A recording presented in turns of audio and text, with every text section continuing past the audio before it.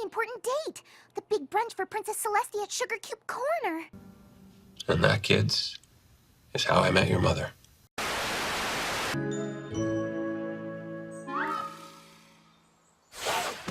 So, what do I have to do to get to be one of the princess's royal guards, anyway? Is the pay good? Hello? Anybody home?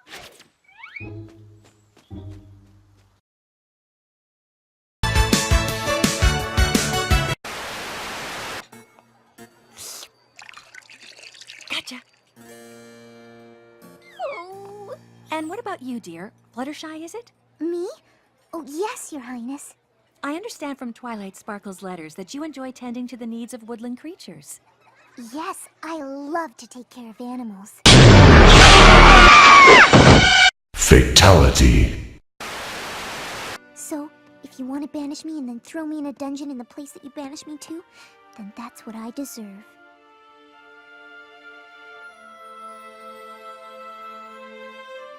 Oh, stop fooling around, Philomena. You're scaring every pony.